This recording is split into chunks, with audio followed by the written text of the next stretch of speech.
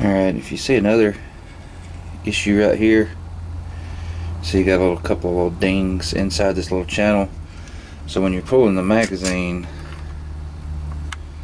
a little assist that comes down to put the bullets in and gets to that spot, it jams up. And we had a couple of spots like that throughout the magazine. You can see how this one's kind of actually indented in a little bit. And this actually has to ride in a channel all the way down here. There's a channel on each side of this pin that rotates. So once it gets down to a certain point,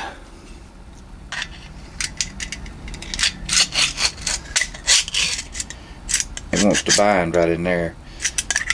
So what I'll do is I'll take the magazine apart,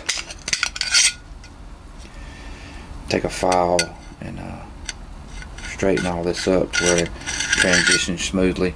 And that should help us out a lot on the magazine. Like I said, I'm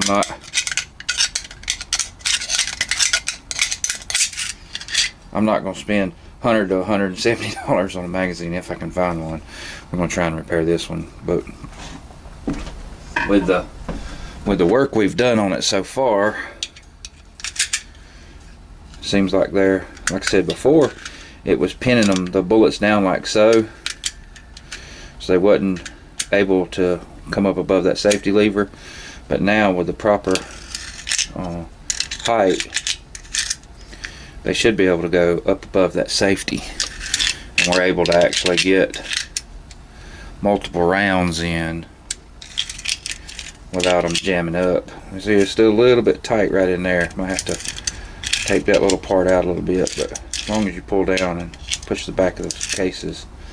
Problem is I don't want to disturb these too much. I've got these set, and every time I adjust the width of the magazine, I have to go back in and reset the ears, and don't want to overwork this. So we'll get to it.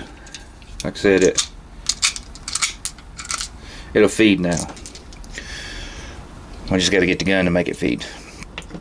And I think we found the problem with our sear. If you look, this is real tight. This should be able to move pretty easily. So it's probably gummed up in this there's a pin in here and a spring. So we're going to take all this apart, clean it up, see if we can't get that transition a little better. We'll go from there. Alright, if you see the transition with the bullet from the magazine across, I don't think we need to do any more. Well, maybe we won't polish it up, get any kind of scratches or anything out of it, but I don't really think we need to take any more material off of this crossbar safety, because I think what is happening is when the magazine was compressed a little bit, which was keeping the follower, when it comes up, kind of down in the front. And I've got a little bit of tension on here with the vise, but you know, it should sit up like this. And if it's sitting up like that, the bullet will actually ride above the safety, so that shouldn't give us any problem. Let me put a round in here and show you what I'm talking about. See, with the right angle,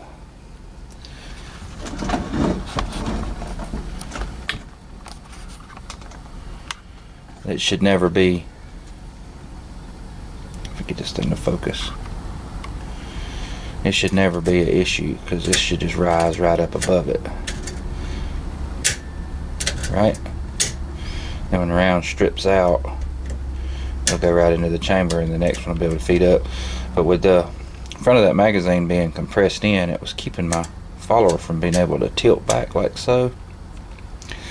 So now we put a few rounds in, we can see exactly what we got going on here.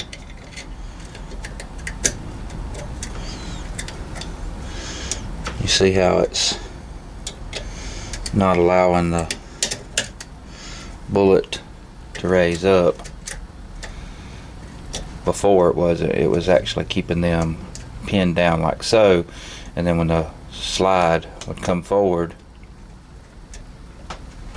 if I get some light on here.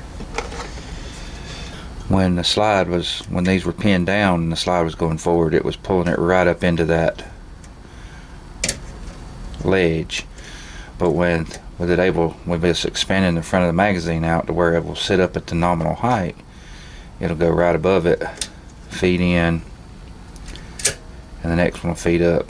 And like I said, I have this in the vise, so there's a little bit of pressure on here, not much, you know. You can still move this around. I just wanted to hold it where I could, for video's sake. But I think that will work really good that way. 'Cause like I said, when the rounds come up, they'll be above, and then we should feed right on in. We'll clean up that magazine a little bit more.